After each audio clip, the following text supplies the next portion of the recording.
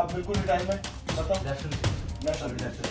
তামিম ইকবাল জাতীয় দলে ফিরবেন কিনা তা নিয়ে বহুদিন ধরে চলছিল নানা গুঞ্জন। এবার নিজেই সেটা খোলসা করলেন দেশসেরা এই ওপেনার। শাহিদ আফ্রিদির এক ব্লগে দেখা যায় জাতীয় দলে ফেরার প্রশ্নে তামিম দুহাত নেড়ে বললেন ওই অধ্যায়ের সমাপ্তি হয়ে গেছে।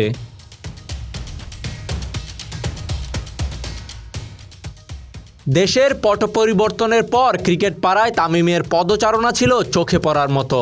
ফলে ভক্তরা নতুন আশা দেখছিলেন তামিম শীঘ্রই ফিরবেন লাল সবুজের জার্সিতে। চলতি বিপিএলেও বেশ ফিট দেখা গেছে ফরচুন বরিশালের কাপ্তানকে। গুঞ্জন উঠেছিল আসন্ন চ্যাম্পিয়ন্স ট্রফিতে বাংলাদেশের হয়ে ওপেনিং করতে দেখা যাবে তামিম ইকবালকে।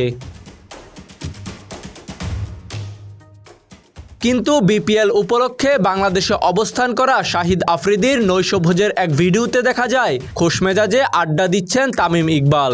সেখানে খাওয়ার ফাঁকে আফ্রিদির উৎসুক প্রশ্নের জবাবে তামিম বলেন, জাতীয় দলের হয়ে খেলার চ্যাপ্টার ইতিমধ্যে আমি শেষ করে ফেলেছি। अब बिल्कुल रिटायरमेंट বাংলাদেশের হয়ে তামিম ইকবাল সর্বশেষ ম্যাচ খেলেছিলেন 2023 সালের সেপ্টেম্বরে। এরপর 2023 বিশ্বকাপে দলে জায়গা না পেয়ে অভিমানে ঘোষণা দিয়েছিলেন অবসরের। পরে আবার সেই সিদ্ধান্ত থেকে ফিরেও এসেছেন মিস্টার খান। কিন্তু এবার নিজে থেকেই আর জাতীয় দলে খেলতে চাচ্ছেন না তামিম। তবে এখন পর্যন্ত বিসিবি বা তামিমের পক্ষ থেকে আসেনি কোনো আনুষ্ঠানিক ঘোষণা। তামিম না খেললে চ্যাম্পিয়ন্স ট্রফিতে সাকিবের ফেরা হয়ে যেতে পারে আরও কঠিন, আরও বেশি অনিশ্চিত। কিংবা সাকিবের ফেরার সম্ভাবনা আছে বলেই কি তামিমের অবসর?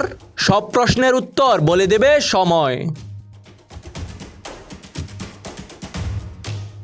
তাজিম আশরাফ, বিডি আর্কাইভ।